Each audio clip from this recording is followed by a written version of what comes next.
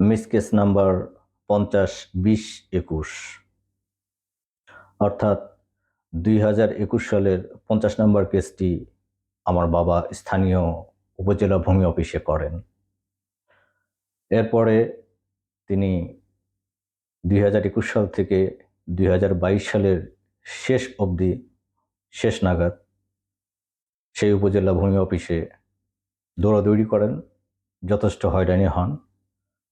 In the main time তার হার্টে 2টা ব্লক ধরা পড়ে এবং তার পক্ষে আর এই কেস নিয়ে দৌড়াদৌড়ি করা সম্ভব হচ্ছিল না। তখন আমি এই মিস কেসটা তদারকি করার জন্যে ভূমি অফিসে নিয়মিত যাতায়াত শুরু করলাম। তারপর যে দৃশ্যগুলো, যে ঘটনাগুলো, যে ব্যাপারগুলো আমাদের ভূমি অফিসে খেয়াল করলাম, আমাদের ভূমি অফিস বলতে আমি বাংলাদেশের সমগ্র উপজেলা পরিষদের ভূমি অফিসকেই বুঝাচ্ছি। এখানে প্রথমতই যেটা, পিউন থেকে শুরু করে যেটা আমি আমার শর্টসে বলেছি, প্রত্যেকেই ক্ষমতাধর ব্যক্তি, প্রত্যেকেরই হুঙ্কার আছে, প্রত্যেকেরই নিজস্ব একটা চাহিদা আছে, সেই চাহিদার কোনো মাপকাঠি নেই।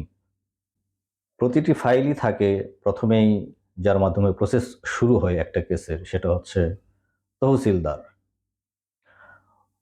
তহসিলদারের কাছে যখন আমি প্রথমবার গেলাম, এখানে উল্লেখ্য যে 2022 সালের শেষের দিক থেকে 2025 সাল পর্যন্ত আমি কেসটি নিয়ে অনেক হয়রান হয়েছি, অনেক তারা যা বলেছে তাই করেছি, তাদের কথা মতো সবকিছু করার চেষ্টা করেছি, সব ধরনের কাগজপত্র দিয়েছি, কিন্তু কেসটার আজ অবধি কোনো ফাইসালা হয়নি এবং আমরা কেসটা উঠিয়েও নেইনি, ভূমি অফিসেই রয়ে গিয়েছে।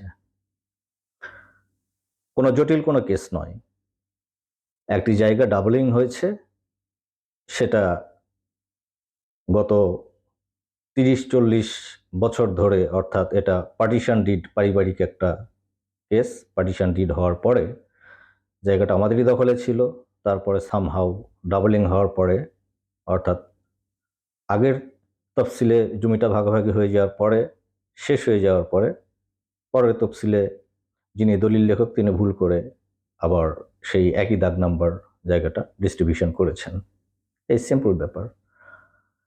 তাদের কাছে আমাদের আকুল আবেদন ছিল এইটাই যে আইনগত যেটা হবে, আমরা কোনো বেআইনি কোনো রায় সুবিধা কিছুই চাচ্ছি না, আইনগত যেটা হবে সেটাই আপনারা আমাদেরকে সেই রায়টিই দিবেন। তহসিলদারের কথা মতো অনেক জায়গায় অনেক খরচ আছে, এটার অনেক টাকা দিতে হবে বিভিন্ন জায়গায় জায়গায়, আপনারা বুঝবেন না। তিনি আসলে মুখটা তুলে দেখেনও না যে কেসটার বাদী কে, তার টেবিলের সামনে কে দাঁড়িয়ে আছে।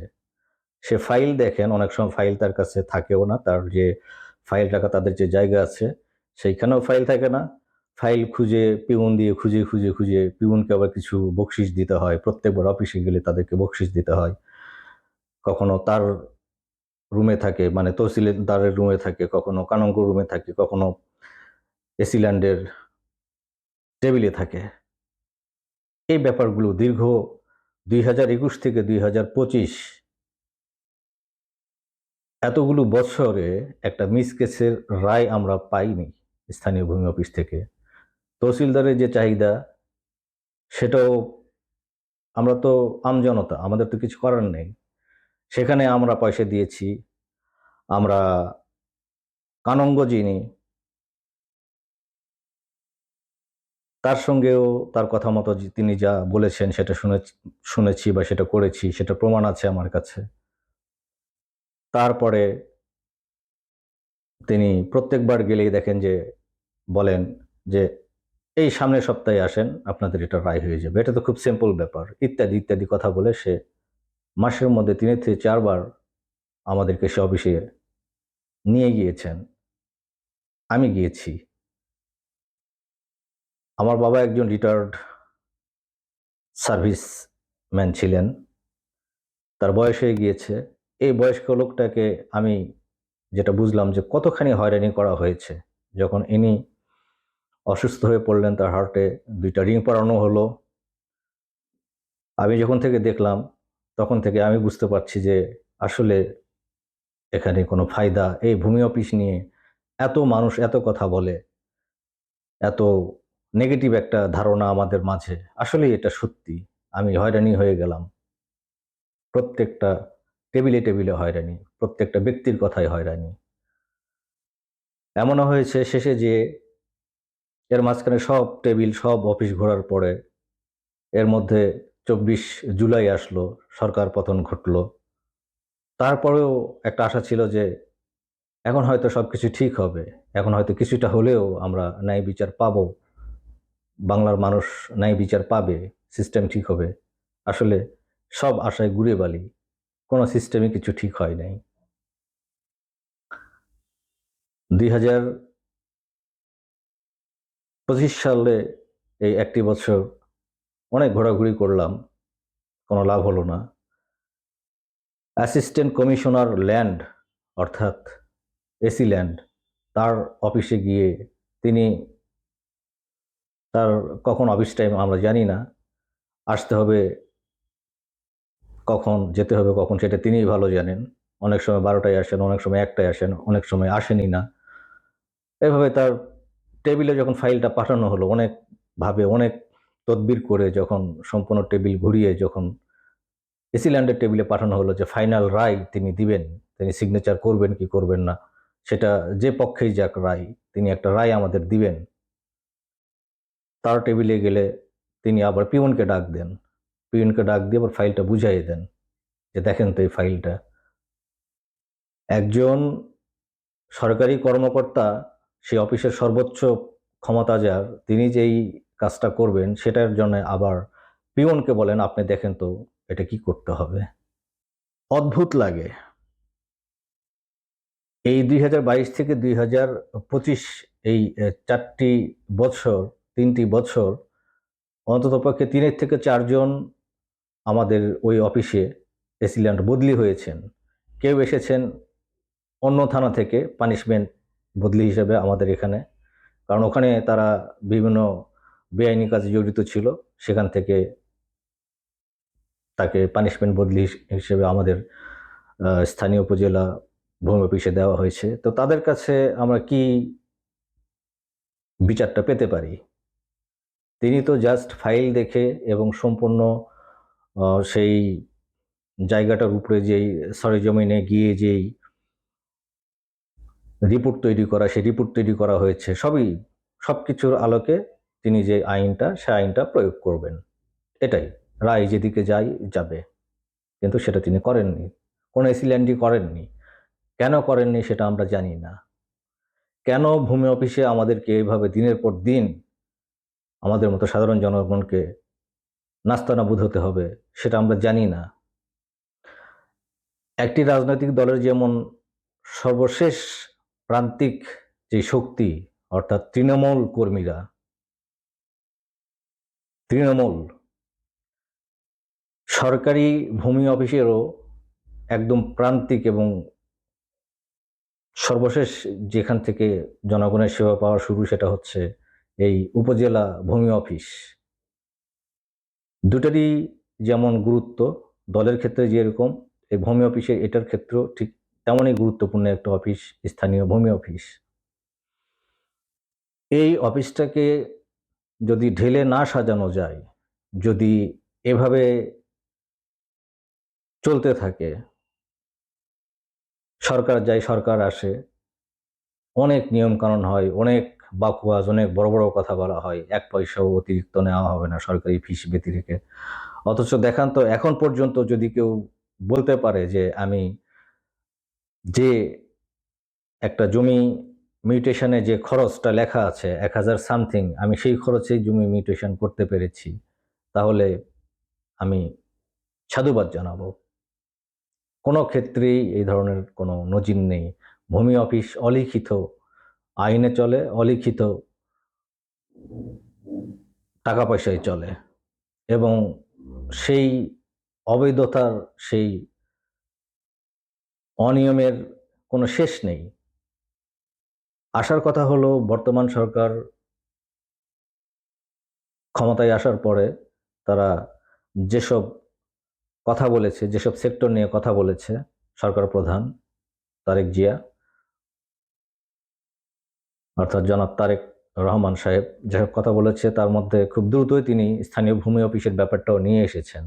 তিনি বলেছেন যে যে সুবিধার জন্যে, যে সার্ভিসের জন্য যে টাকার প্রয়োজন সেটার একটা লিস্ট দেওয়ার, এবং এর বাইরে যদি কেউ কোনো কিছু চায় তাহলে সেটা জন্যে তাদেরকে জানানো। আসলে জানাবে এটাকে, বিড়ালের গলায় ঘন্টা বাঁধবে কে? জানাতে যে কে কি আবার কি হয়রানির শিকার হবে। কারণ আমাদের এখানে রাজনৈতিক দৃষ্টিকোণের বাহিরে কোনো কিছুই হয় না, রাজনৈতিক চিন্তাভাবনার বাহিরে কোনো কিছুই হয় না, সেটা আমরা সবাই জানি। যদি তারেক সাহেবের এটা আকাঙ্ক্ষাপূর্ণ কথা হয়, পরিবর্তনের জন্যই এই কথাটা হয়, তাহলে হয়তো সবাই উপকৃত হবে। আর না হলে কেউ এভাবেই চলতে থাকবে, রাজনৈতিক বয়ান রাজনৈতিক বয়ানেই থাকবে। মিডিয়া তো অনেক কিছু নিয়েই লেখে, অনেক কিছুই বলে, অনেক ধরনের ভিডিও আমাদের সামনে আসে। ম্যাক্সিমাম ভিডিও সরকারি অফিসের যদি কোনো ভিডিও বাইরে আসে তাহলে সেটা হচ্ছে স্থানীয় ভূমি অফিসের ঘুষ লেনদেনের দৃশ্য। তারপরে কি এটা থামানো যায় না? স্থানীয় ভূমি অফিস এত বড় কোনো বিশাল কোনো মন্ত্রণালয় নয়, এটা কোনো সচিবালয়ের কোনো ঘর নয় যে কাউরে হাত দেওয়া যাবে না, এটা কোনো আমলাতান্ত্রিক কোনো বিশাল কোনো প্রকোষ্ঠ নয়।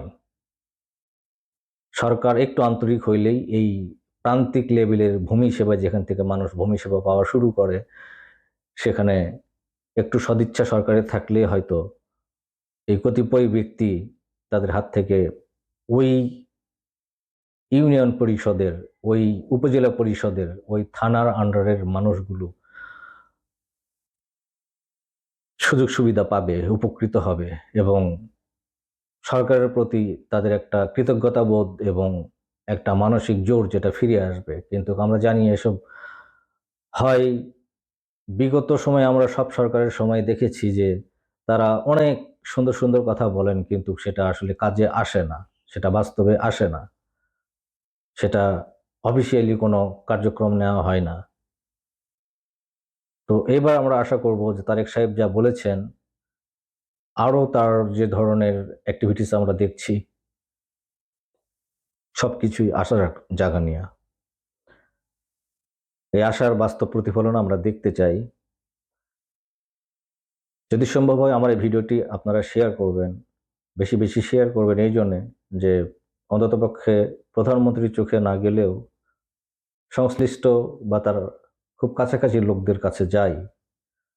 এতে এই স্থানীয় ভূমি অফিসের যেই দৌরাত্ম্য, যেই মাস্তানি, যে মানুষের পকেট কেটে টাকা নেওয়া, হয়রানি করা, সার্ভিস দেওয়ার নামে বৃদ্ধ থেকে শুরু করে সব ধরনের মানুষজনকে এক ধরনের হয়রানি, এবং স্থানীয় নেতাদের সুযোগ সুবিধা তারা আগে দেখেন, সাধারণ জনগণেরটা দেখেন না, এটা যেন চোখে পড়ে।